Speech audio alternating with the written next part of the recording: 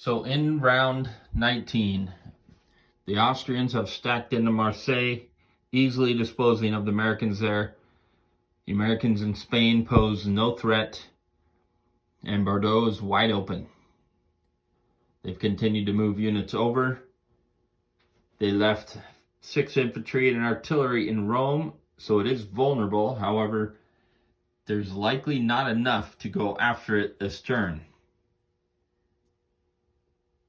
The Germans are purchasing sub-transport fighter, 12 infantry, a couple artillery. They are going after Paris from 2 different territories. This attack will tell a lot about how much further I'm going to continue with this game.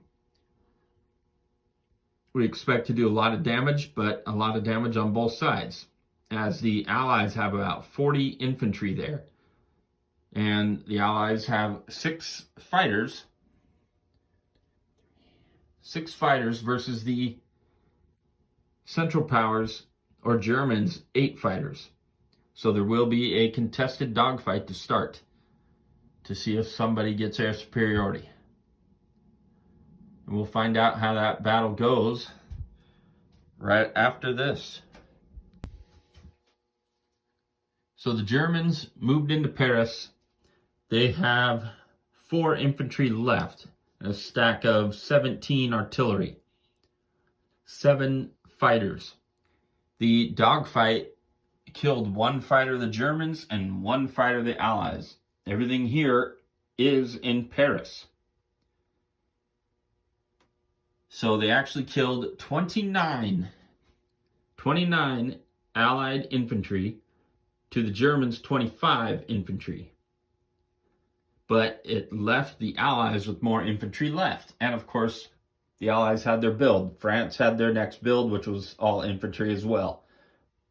They did buy another fighter and all infantry, giving them a total of 5 fighters there, while the Germans have 7. But another attack into Paris on Germany's next turn will be difficult unless they bring those infantry right there in, which they're sure to do. Now, France could have retaliated and attacked back. They had 7 or 8 infantry there to do it, plus their artillery, but they would have only been able to bring 1 fighter because they didn't have the second one that they built, and it surely would have gotten destroyed against the 7 fighters. You could choose not to bring the fighter in, but then you're giving all 17 of those artillery air superiority. So the double hit with France and England just is not a good idea. Instead, France just piled up, and England had no choice but to do the same. The British are buying a tank, artillery, and 12 infantry. They have only one attack planned, and that is that they are transporting from Arabia over into Naples. Just a walk-in territory. It's obviously not going to do too much, but it potentially can give them some help if at one point the Americans decide to transport over here and do something with Rome. But that is it. They're choosing not to attack again this round, just shore up their borders. Reason being is any attack into Smyrna or Ankara would be met with pretty strong force between Constantinople and what's left in Smyrna. So really don't see a purpose to attack over here. We considered an attack with all the infantry here in Brest and from London, an attack into Picardy, but they also have 10 infantry. So the result would be the British lose a bunch of infantry and just sit there. So I see no purpose. Let's move everything back into Paris and go for round 2 next round. That is it for the British turn.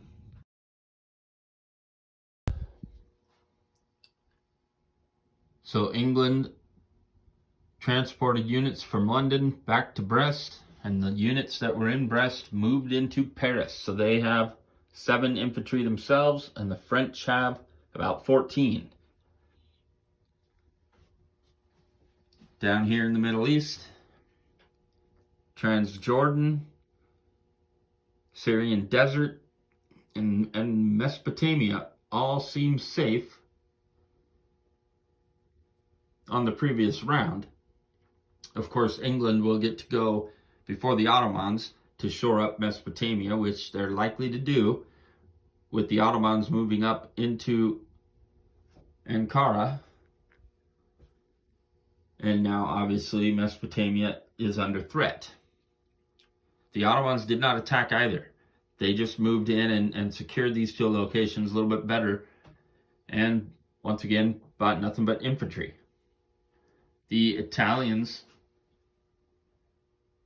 repaired their battleship. That's it. And the Americans came with the British, who landed in Naples. And now you've got a few extra units there. And moved up in here into Transjordan to make it a little bit stronger. Transporting, instead of waiting as they've done in previous rounds, the units that are on the French transports and transporting them somewhere else, they decided just to land in Spain. So they've got 12 infantry and artillery, and then they put 2 in Bordeaux. Building nothing but infantry on the coast and moving into round 20. The Austrians, I'm not quite sure yet what I'm going to do. We got to remove all these arrows. The plan was to hit Spain and hit Bordeaux. But maybe we should just move up north to help the Germans in Paris. Not quite sure. Likely we'll have some kind of hit against Naples, but anything we do would result in units leaving Rome, leaving them vulnerable to a transport into Rome. So surely some of these units from Venice are going to end up going south. And down here, the units in Constantinople will likely move into Smyrna or some combination of Smyrna and Ankara. But I doubt there's an attack down here. They are purchasing a fighter, tank, artillery, and 10 infantry, foregoing the naval units for this round, which honestly I didn't even think about, but we already made the decision.